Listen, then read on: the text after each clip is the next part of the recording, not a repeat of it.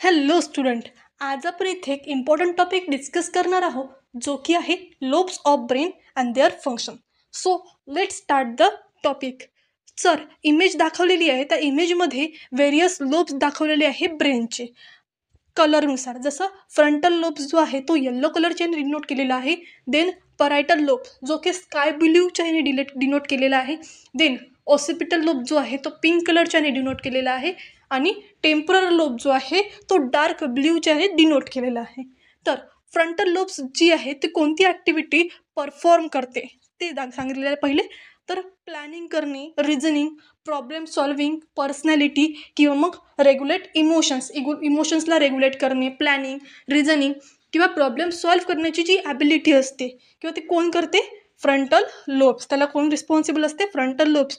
Frontal म्हणजे एकदम स्टार्टिंगचा, सुरुवातीचा, समोरचा जो लोब्स असतो त्याला काय म्हणतो, फ्रंटल लोब्स. जो फ्रंट साईडला असतो त्याला म्हणतो आपण फ्रंटल लोब.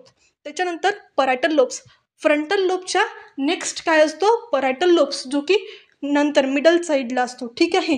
तर परायटल लोब्स कोणत्या ॲक्टिव्हिटी रेग्युलेट करते, रिकग्नायझेशन, सेन्सेशन. आपल्याला सेन्स जो आहे हॉट, कोल्ड किंवा मग टेम्परेचर, हे सेन्स जो आहे ते काय करते, रिकग्नाइज करायसाठी हेल्प करते. त्याच्यानंतर बॉडीचं पोझिशन काय असायला पाहिजे हे पण रेग्युलेट कोण करते, परायटल लोब्स. त्याच्यानंतर रीडिंगची जी ॲक्टिव्हिटी ते पण कोण रेग्युलेट करते, परायटल लोब.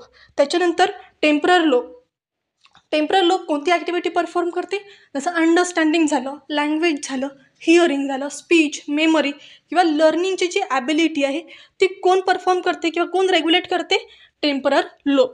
ठीक आहे. Then next occipital lobe. Occipital lobes जे आहे विजन, ठीक आहे, विजनला इंटरप्रिट करते किंवा त्याची जी इन्फॉर्मेशन आहे, जसं आपण कोणता इमेज बघितली तर त्या बघितलेल्या इमेजचा कलर काय आहे, शेप काय आहे किंवा मग किती डिस्टन्सवर आपण ती इमेज बघितलेली आहे ती इंटरप्रिट करायसाठी कोणता लोब रिस्पॉन्सिबल राहते, ऑसिपिटल लोब. त्याच्यानंतर सेरेबलम. सेरेबलम जो आहे बॅलन्स मस्क्युलर कोऑर्डिनेशन. तर मस्क्युलर कोऑर्डिनेशन काय करायसाठी, बॅलन्स करायसाठी सेरेबेलम जो आहे तो रिस्पॉन्सिबल राहते.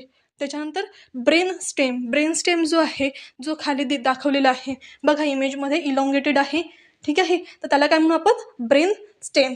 तर रेग्युलेट द हार्टबीट. हार्टबीटला रेग्युलेट करायसाठी ब्रेन स्टेम रिस्पॉन्सिबल राहते. देन रिस्पायरेशन, आपण श्वास जो घेतो ना त्याला आपण कोण रिस्पायरेशन करते, कोण रेग्युलेट करते, ब्रेन स्टेम. त्याच्यानंतर body temperature and other essential body function. तर बॉडीचे जे काही आणखी इसेन्शियल बॉडीचे फंक्शन्स आहे ते कोण रेग्युलेट करते, ब्रेन स्टेम. ठीक आहे.